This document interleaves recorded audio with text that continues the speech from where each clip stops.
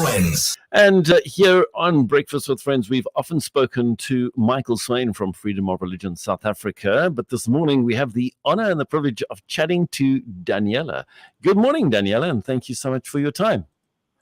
Morning, Jonathan, and thank you so much for having me. It's always a privilege to talk to you and your listeners. Thank you so much. So a lot has been happening within Freedom of Religion South Africa, and I want to just get some updates with regard to that. So I understand that 4SA has been busy and actively meeting with various members of parliament to discuss various of the proposed laws known as bills. Tell us a little bit more about that, please. So, Jonathan, as some listeners may know, Parliament was in recess and it reopened again this week on the 16th of August, which was Tuesday. So Parliament's in sitting again, the committees are meeting again, the National Assembly and National Council of Provinces are sitting again. So basically our members of Parliament, which we just call MPs, are working on all the different laws that have been proposed to it by government, on the different private members' bills that other MPs have proposed.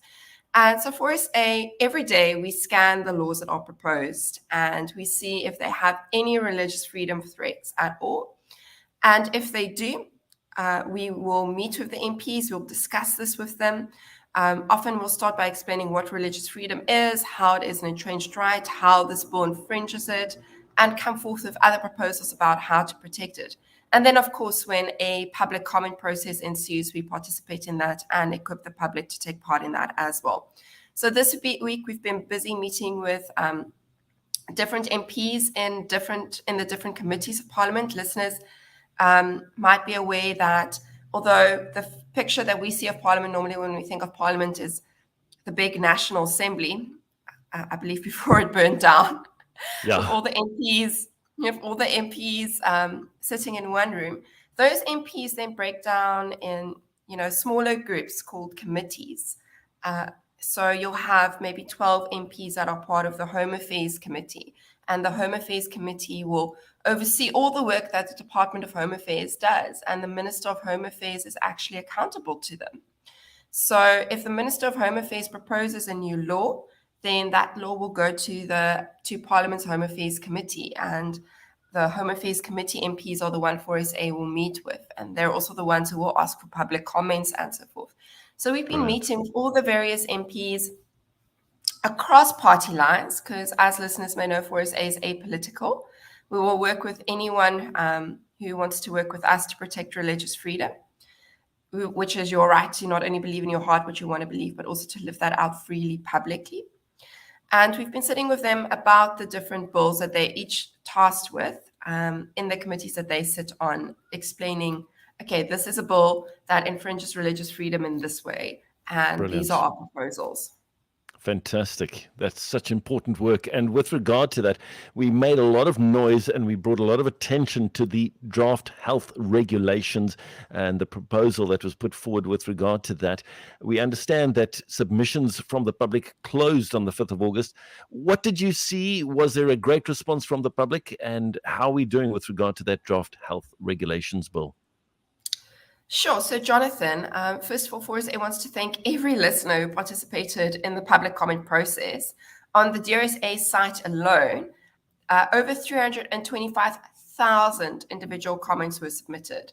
And as listeners may be aware, these comments were submitted on the draft health regulations, which were part of government's plan going forward to manage the quote-unquote COVID pandemic. And everyone was very concerned because these proposed regulations were very wide. They were drafted in such a wide and ambiguous manner and forced things such as mandatory quarantine and mandatory treatment. And when I say ambiguous, treatment was undefined and could literally be interpreted to include forced vaccination. Yep. So where this is now is obviously there were more comments submitted than just those on the DRSA site.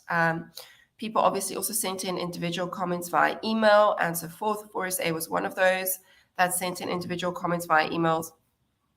And the Department of Health is now in the process of working through all of these comments. So they have to read through the comments and apply their minds to them and consider the inputs that the comments made. So this is why it's important when you make a public comment to not only say we disagree with it, but why you disagree with it, and which is why 4SA often drafts template submissions to just get people going, to assist them. Fantastic. So the department is now having to read through and work through all of these comments, which is what they're currently in the process of doing. And furthermore, again, coming from the meetings of the various MPs, 4SA did meet with some of the MPs on the Health Committee, and they have asked the Minister of Health to now appear before Parliament's Health Committee to answer various questions, such as why the state is proposing these regulations, what the rational connection is between having to manage, COVID going forward, why are we in need of things such as mandatory quarantine, and so forth. Brilliant. Thank you so much for that detailed information with regard to that. If you've just joined the conversation, we're chatting to Daniela Ellerbeck. She is an attorney, but most importantly, legal advisor to 4SA, Freedom of Religion South Africa. Daniela, I understand you guys have got an online free roadshow happening early next week from the 23rd of August. Quickly tell us about that as we wrap up this morning, please. Sure, Jonathan. So 4SA tries to do an annual roadshow, and this year the event will be taking place virtually, as you said, via Zoom, which makes attendance easy for everyone. And it's at the end of the month. It is next Tuesday on the 23rd, so listeners are running out for time to register. Spaces are limited, so we do encourage you to register on the 4SA website soonest. It will also be in the evening from 7 to 8:30 at night, which allows parents to pick up the kids, get them fed, get the homework done, get them bathed, all of that. And we'll be discussing the biggest and most pressing religious freedom issues that we are faced with, from the various laws, such as the bills that we've just mentioned, we've been meeting with MPs about, to policies, to cases, and so forth, looking at basically giving a holistic overview of religious freedom in South Africa at present. Fantastic. So great. And just also to pop in there to say that the executive director of 4SA, Michael Swain, recently just arrived back from attending a massive meeting in Seoul, South Korea, where they were meeting to establish a spiritual advisory board to the African Union. That's very exciting. We're definitely going to connect with Michael Swain in the not too distant future to find out about that and what that's all about. But for this morning, it's been so great to chat to you, Daniela. Thank you for your time, and we wish you and the rest of the 4SA team all of the best. Thanks for the updates, and God bless. Thank you, Jonathan. Always a pleasure and privilege.